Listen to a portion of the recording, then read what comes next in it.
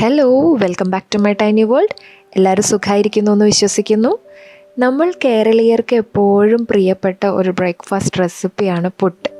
സാധാരണ നമ്മൾ അരിപ്പൊടിയെല്ലാം കുഴച്ച് തേങ്ങയൊക്കെ ഇട്ടാണ് പുട്ടുണ്ടാക്കുന്നത്. ഞാനിപ്പോൾ നിങ്ങളെ പരിചയപ്പെടുത്താൻ പോകുന്നത് നാടൻ കുത്തരി കൊണ്ട് കുറച്ച് പച്ചക്കറികളെല്ലാം ഇട്ട ഒരു സൂപ്പർ സോഫ്റ്റായ കളർഫുള്ളായ വെജിറ്റബിൾ പുട്ടാണ്. സോഫ്റ്റ് മാത്രമല്ല, ഒത്തിരി ഹെൽത്തിയുമാണ്, ന്യൂട്രീഷ്യസുമാണ്. അപ്പോൾ നമുക്കതെങ്ങനെയാണ് ഉണ്ടാക്കുന്നതെന്ന് നോക്കാം. ആദ്യം നമുക്ക് വേണ്ടത് 2.5 കപ്പ് അരി. ഞാനിവിടെ കുത്തരിയാണ് എടുത്തിരിക്കുന്നത്. അപ്പോൾ നിങ്ങൾ വീട്ടിൽ ഏത് അരിയാണോ ഉള്ളത് അതെടുക്കുക. അത് നല്ലപോലെ ഒന്ന് കഴുകി വൃത്തിയാക്കിയതിന് ശേഷം ഒരു 10-12 മണിക്കൂർ വെള്ളത്തിൽ കുതിർത്ത് വെക്കുക. അപ്പോൾ എപ്പോഴാണോ പുട്ടുണ്ടാക്കുന്നത് അതിൻ്റെ തലേ ദിവസം രാത്രി അങ്ങനെ ചെയ്ത് വെച്ചാൽ മതി. അതിനുശേഷം രാവിലെ അതൊന്ന് വാർത്തെടുത്തതിന് ശേഷം ഒന്ന് പൊടിച്ചെടുക്കണം. അപ്പോൾ കുറച്ചായി മിക്സിയിലേക്ക് ഇട്ട് നമുക്കിതൊന്ന് പൊടിച്ചെടുക്കാം.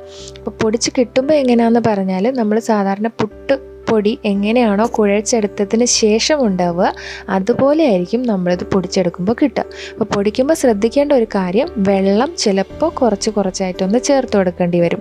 അത് നിങ്ങൾ വാർത്ത ഉടനെയാണ് പൊടിക്കുന്നതെന്നുണ്ടെങ്കിൽ ഒരുപാട് വെള്ളം വേണ്ടി വരില്ല. അതോ കുറച്ച് സമയം വാർത്ത് വെക്കുകയാണെങ്കിൽ ഇച്ചിരി വെള്ളമൊക്കെ ചേർത്ത് വേണം പൊടിച്ചെടുക്കാൻ. ഇപ്പോൾ ഇതാ പൊടിച്ച് വരുമ്പോൾ ഇതാ ഇങ്ങനെയാണ് ഇരിക്കേണ്ടത്. നമ്മൾ പുട്ടൊക്കെ എങ്ങനെയാണോ കുഴച്ചൊക്കെ വരുമ്പോൾ ഇരിക്കുന്നത് അതുപോലെ ഇരിക്കും. അപ്പോൾ ഇതെന്തായാലും അത് അങ്ങനെ തന്നെയായിരിക്കും കിട്ടുക.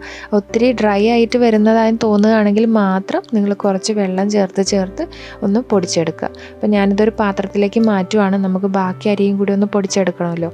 അപ്പം ഇത് ഉപ്പ് ചേർക്കേണ്ട ഒരു ആവശ്യമുണ്ട് നമുക്ക്. അപ്പോൾ ഉപ്പ് നിങ്ങൾക്ക് ഒന്നെങ്കിൽ ഇത് പൊടിക്കുന്ന സമയത്ത് ചേർക്കാം, അല്ലെങ്കിൽ ഇത് പൊടിച്ച് കഴിഞ്ഞതിന് ശേഷം ചേർത്ത് യോജിപ്പിച്ചെടുത്താലും മതി. അപ്പം ഞാൻ ബാക്കിയുള്ള അരിയും കൂടി ഇപ്പം നല്ലപോലെ പൊടിച്ചെടുത്തിട്ടുണ്ട്. ഇനി നമുക്കിതിലേക്ക് ആവശ്യമുള്ള ഉപ്പാണ് ചേർക്കേണ്ടത്. ഞാനിവിടെ ഒരു 1/2 ടീസ്പൂൺ ഉപ്പേ എടുത്തിട്ടുള്ളൂ.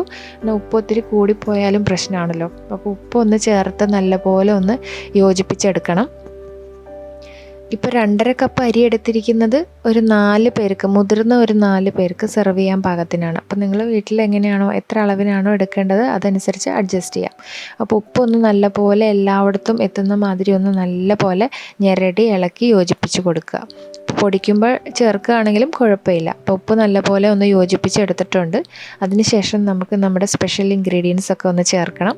അപ്പോൾ അതിനായി ഞാൻ ആദ്യം ചേർക്കാൻ പോകുന്നത് ഒരു കുടം വെളുത്തുള്ളി നല്ലപോലെ ചെറുതായിട്ട് അരിഞ്ഞതും 1 ഇഞ്ച് വലുപ്പത്തിലുള്ള ഇഞ്ചി നല്ലപോലെ ചെറുതായിട്ട് നുറുക്കി എടുക്കണം. അപ്പം സ്പൂൺ കണക്ക് പറയുവാണെങ്കിൽ 1.5 ടേബിൾ സ്പൂൺ വെളുത്തുള്ളി അരിഞ്ഞതും 1.5 ടേബിൾ സ്പൂൺ ഇഞ്ചി അരിഞ്ഞതും. തീരെ ചെറുതായിട്ട് അരിയുന്നതായിരിക്കും കൂടുതൽ നല്ലത്. ഇനി നമ്മൾ ചേർക്കാൻ പോകുന്നത് മല്ലിയിലയാണ്. അതും ചെറുതായി അരിഞ്ഞത് 1.5 ടേബിൾ സ്പൂൺ ഒന്ന് ചേർത്ത് കൊടുക്കുക. അപ്പോൾ അതൊക്കെ ഒരു ഫ്ലേവറാണല്ലോ, നമ്മുടെ മല്ലിയില എല്ലാത്തിലും ഒരു നല്ല ഫ്ലേവറാണ് തരുന്നത്. അപ്പോൾ നിങ്ങൾക്ക് കുറച്ച് കൂടുതൽ ചേർത്താലും കുഴപ്പമൊന്നുമില്ല കേട്ടോ. അപ്പോൾ നമ്മൾ ഇനി ചേർക്കാൻ പോകുന്നത് ഒരു തണ്ട് കറിവേപ്പില, അതും ചെറുതായിട്ട് നല്ലപോലെ നുറുക്കിയെടുത്തതാണ് ചേർക്കേണ്ടത്. എന്നിട്ട് ഇത് നമ്മൾ നല്ലപോലെ ഒന്ന് യോജിപ്പിച്ചെടുക്കുക. നമ്മൾ നേരത്തെ ഉപ്പ് ചേർത്തതിന് ശേഷം എങ്ങനെയാണോ ഇളക്കി യോജിപ്പിച്ചത് അതേപോലെ തന്നെ എല്ലായിടത്തും അത് നല്ലപോലെ ഒന്ന് സ്പ്രെഡായി കിട്ടുന്ന മാതിരി ഇളക്കി കൊടുക്കുക. അതിനുശേഷം നമ്മുടെ പച്ചക്കറികൾ ചേർത്ത് കൊടുക്കണം. ഞാനിവിടെ എടുത്തിരിക്കുന്ന വെജിറ്റബിൾസ് ഒന്ന് നമ്മുടെ ഇലക്കറിയായ ചീരയാണ്, ചുവന്ന ചീരയാണ് ഞാൻ എടുത്തിരിക്കുന്നത്. 1.5 കപ്പ് ഞാൻ എടുത്തിട്ടുണ്ട്. 2 കപ്പ് വരെ നിങ്ങൾക്ക് എടുക്കാം. അതും വളരെ ചെറുതായിട്ട് അരിഞ്ഞാണ് എടുത്തിരിക്കുന്നത്. അത് നല്ലപോലെ ഇട്ടൊന്ന് ഇളക്കി യോജിപ്പിക്കുക. കുറച്ചായിട്ട് ചേർത്ത് കൊടുത്ത് ഇളക്കിയാലും മതി. അപ്പോൾ അത് നല്ലപോലെ ഒന്ന് യോജിപ്പിച്ചെടുക്കണം. അപ്പോൾ ചീരയില്ല, നിങ്ങൾക്ക് മുരിങ്ങയില ആണെങ്കിൽ അതാണെങ്കിൽ ഉപയോഗിക്കുക. മഴക്കാലത്ത് മുരിങ്ങയില ഉപയോഗിക്കുന്നത് അത്ര റെക്കമെൻഡഡ് അല്ലാത്തതുകൊണ്ടാണ് ഞാനിപ്പോൾ ചീര എടുത്തിരിക്കുന്നത്. മുരിങ്ങയില ആണെങ്കിലും കുഴപ്പമൊന്നുമില്ല, നല്ല ടേസ്റ്റാണ്. അപ്പോൾ ഞാനിവിടെ ചീര എടുത്തിരിക്കുന്നു. പച്ചച്ചീരയാണെങ്കിൽ അതായാലും മതി. അപ്പോൾ ചീര നല്ലപോലെ യോജിപ്പിച്ചെടുത്തിട്ടുണ്ട്. ഇനി അതിലേക്ക് നമ്മൾ ഇടുന്നത് ക്യാരറ്റാണ്. ക്യാരറ്റ് വളരെ ചെറുതായിട്ട് ഗ്രേറ്റ് ചെയ്തെടുത്തതാണ്. 1.5 കപ്പ് തന്നെയാണ് അതും എടുത്തിരിക്കുന്നത്. അതും നമ്മൾ കുറച്ചായിട്ട് ചേർത്ത് നല്ലപോലെ യോജിപ്പിച്ചെടുക്കുക. പ്രത്യേകം ശ്രദ്ധിക്കേണ്ട ഒരു കാര്യം, ക്യാരറ്റിൽ കുറച്ച് വെള്ളമൊക്കെ ഉള്ളത് കൊണ്ട് അത് ഇച്ചിരി കൂടി ഒരു നനവ് കൂട്ടി എടുക്കുന്ന ഒരു കാര്യമാണ്. അപ്പോൾ നിങ്ങൾ നേരത്തെ വെള്ളം ചേർക്കുമ്പോൾ അതൊന്ന് ഓർത്ത് വേണം ചെയ്യാൻ. ക്യാരറ്റിൽ വെള്ളം കാണും. അപ്പോൾ ക്യാരറ്റ് ചേർത്തതിന് ശേഷം നമുക്ക് ആവശ്യത്തിന് നനവ് കിട്ടുന്ന മാതിരി ആയിരിക്കണം നിങ്ങൾ പൊടിക്കുന്ന സമയത്ത് വെള്ളം ചേർക്കേണ്ടത്. അപ്പോൾ അത് നല്ലപോലെ ഒന്ന് ഇളക്കി എല്ലായിടത്തേക്കും എത്തുന്ന മാതിരിയൊക്കെ ഒന്ന് നല്ലപോലെ യോജിപ്പിച്ച് കൊടുക്കുക.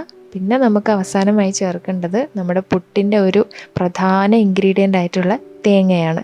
അപ്പോൾ ഞാനിവിടെ ആകെ എടുത്തിരിക്കുന്നത് 1.5 കപ്പാണ്. ഇതിലേക്ക് ചേർത്ത് കൊടുക്കുന്നത് ഇപ്പോൾ 3/4 കപ്പ്. പിന്നെ നമ്മൾ പുട്ട് വേവിക്കുമ്പോൾ ഇടയ്ക്ക് ഇട്ട് കൊടുക്കണം ബാക്കി. അപ്പം തേങ്ങ നിങ്ങൾക്ക് കൂടുതൽ ചേർക്കണമെന്നുണ്ടെങ്കിൽ 2 കപ്പ് വരെ ചേർത്താലും ടേസ്റ്റാണ്. തേങ്ങ എത്ര ചേർക്കുന്നോ അത്രയും ടേസ്റ്റാണ് പുട്ടിന്. അപ്പോൾ അതും നല്ലപോലെ ഒന്ന് ചേർത്ത് ഇളക്കി യോജിപ്പിച്ച് കൊടുക്കുക. അപ്പോൾ ഇത് യോജിപ്പിക്കുന്നതോട് കൂടി നമ്മുടെ പുട്ടിൻ്റെ മിക്സ് റെഡിയാവും. അപ്പം ഇത് ഉണ്ടാക്കി വരുമ്പോൾ നമ്മൾ സാധാരണ അടിപ്പൊടിയിൽ ഉണ്ടാക്കുന്നതിനെക്കാട്ടി നല്ല സോഫ്റ്റാണ്. നിങ്ങൾക്ക് ഉണ്ടാക്കി നോക്കുമ്പോൾ അത് അറിയാൻ പറ്റും.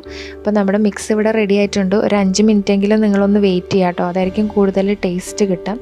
മാക്സിമം ഒരു 10 മിനിറ്റ് വരെ വെച്ചാലും കുഴപ്പമില്ല. അതിനുശേഷം നമുക്കതൊന്ന് ആവിയിൽ വേവിച്ചെടുക്കണം.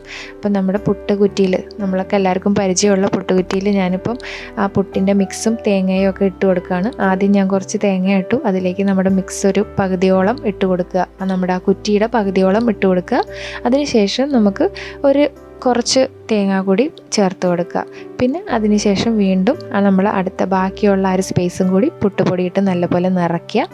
അപ്പം നിങ്ങൾക്ക് അത് പൊടിഞ്ഞു പോവാതെ കിട്ടണമെങ്കിൽ ഒന്ന് ടാപ്പ് ചെയ്ത് കൊടുക്കുന്നത് നല്ലതായിരിക്കും. ഈ പുട്ട് കുറ്റിയൊന്ന് തറയിൽ വെച്ചിട്ടൊന്ന് തട്ടി വിട്ട് കഴിഞ്ഞാൽ അത് കറക്റ്റായിട്ടൊന്ന് സെറ്റാവും. അതിനകത്തുള്ള എയർ സ്പേസ് എല്ലാം പോയി കറക്റ്റായിട്ട് അതിനകത്ത് സെറ്റായിരിക്കും. അപ്പം നമ്മൾ പുട്ട് ഇറക്കിയെടുക്കുമ്പോൾ അത് നല്ല കറക്റ്റ് ആ ഷേപ്പിൽ തന്നെ കിട്ടും. അപ്പം നമ്മുടെ പുട്ട് കുടത്തിൽ വെള്ളം വെച്ചിട്ട് ഞാൻ സ്റ്റൗവിൽ കത്തിച്ച് വെച്ചിട്ടുണ്ട് കേട്ടോ. അത് ഏകദേശം തിളയ്ക്കാറായിട്ടുണ്ട്. അപ്പം നമുക്കതിലേക്ക് കുറ്റി നല്ലപോലെ ഉറപ്പിച്ച് കൊടുക്കുക.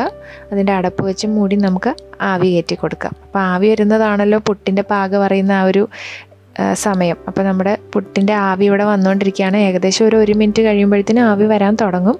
ഒരു 10 സെക്കൻഡെങ്കിലും അതൊന്ന് ആവി നല്ലപോലെ കയറട്ടെ. അപ്പോൾ നല്ലപോലെ ഒന്ന് വെന്ത് കിട്ടും. അപ്പോൾ കുത്തരി കൊണ്ടുള്ള വെജിറ്റബിൾ പുട്ട് ഇവിടെ റെഡി ആയിട്ടുണ്ട്.